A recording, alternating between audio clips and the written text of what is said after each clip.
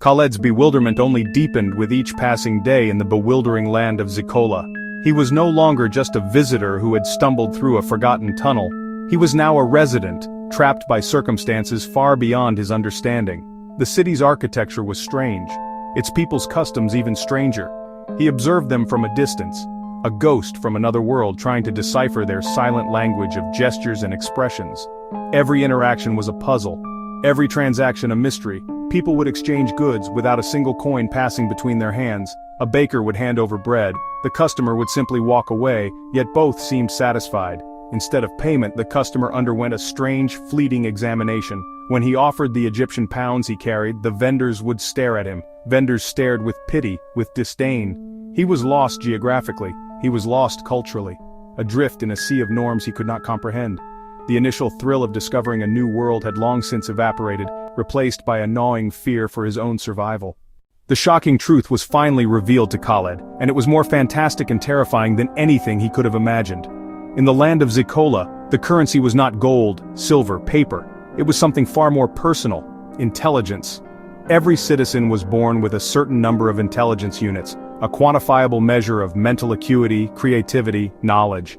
This was their wealth, social standing, means of survival. The rich were those with brilliant minds. The poor were the intellectually destitute, a thought that chilled Khaled. The examinations he'd seen were actually transactions. Buying an item transferred a portion of your intelligence units to the seller. Price came from intellectual effort, not material value. A book of profound knowledge was worth a fortune. For Khaled, it was a nightmare. He'd entered Zekola with a finite amount of intelligence, and each day, each small purchase was literally spending his mind away. His survival implications were dire. As an outsider, he could not naturally replenish units. Citizens earned units by mental work, inventing, teaching, problem-solving, creating art. Each unit spent was a piece of his personality, a fragment of his memory, a spark extinguished forever. Zekola's economy was consumption, and Khaled was being consumed. Just as despair began to consume him, a flicker of hope appeared in the form of Asıl, a compassionate and intelligent doctor. She was the first to see past his strange clothes and confused demeanor, recognizing the genuine fear in his eyes.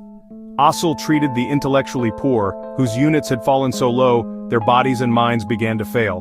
Her work gave her a unique perspective on the system's cruelty. She taught him how transactions worked, how units were measured, and the severe consequences of reaching zero. Alongside Asıl came Iyad, a clever, resourceful friend of Asıl who knew the city, prestigious academies and grimy back alleys. Asıl gave theoretical knowledge and moral support. Iyad offered practical street guidance. Together they formed an unlikely support system. Tutors, protectors, only hope. They became his bridge to Zekola, translating customs into terms he could grasp. Without them, Khaled would have quickly succumbed. Their presence turned a solitary nightmare into a shared mission. Amidst the daily struggle for survival, a singular, powerful hope began to form in Khaled's mind. He recalled the legends from his own village. Tales of Sardab Frick, the tunnel he had stumbled through to arrive in this strange land. He believed the key to his return lay in Zekola's knowledge. If the passageway connected both worlds, someone in this intellectual society must have studied it. This sparked a mission. Find a specific, rare book containing Zekola's history and its links to other lands, possibly mentioning the Sardab, an ancient, controversial text. Incredibly rare, few copies known, hidden in private collections or forgotten archives. Mentioning it drew suspicion from authorities. The search became perilous. The search became Khaled's obsession. More than a way home, a race against his mind's slow depletion. The book was his only chance before his intelligence units vanished. Khaled's immediate and most pressing problem was his profound poverty. In a land where brain power was wealth, his background as a farmer and laborer left him with no marketable skills.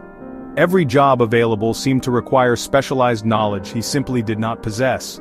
He found work in the city's mills, grinding grain into flour. The labor was physically exhausting, reminiscent of his life back home, but the pay was insultingly low. After a full day of back-breaking work, he would earn only a handful of units, barely enough for a single meal. This created a vicious cycle. The hard physical labor left him too tired to think or learn. His desperation led him to take on increasingly risky and demeaning tasks. He participated in dangerous construction projects. He even considered entering illegal fighting rings where participants wagered intelligence units. These ventures offered the potential for a quick payday, but the risks were enormous. A single mistake could cost him a huge chunk of his remaining intellect. He was running on a treadmill, working harder than ever only to slip further behind. Thoughts slowed, memories fogged, his sharp wit dulled. The world grew harder to process. His struggle highlighted the deep systemic cruelty of their society.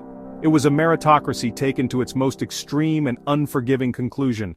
A world with no safety net for those who could not intellectually compete, and Khaled was falling fast.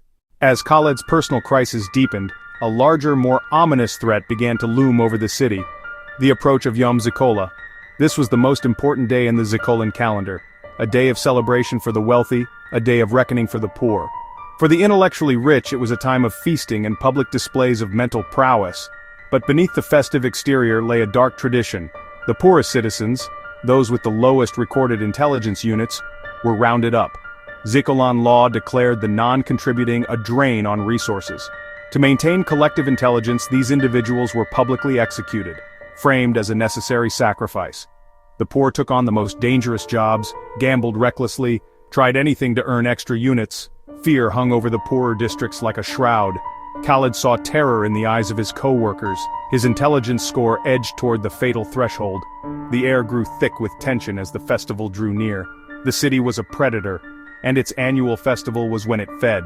To Zekolan law, he was a name on a list. His outsider status offered no protection. The mystery of Zekola had given way to horror.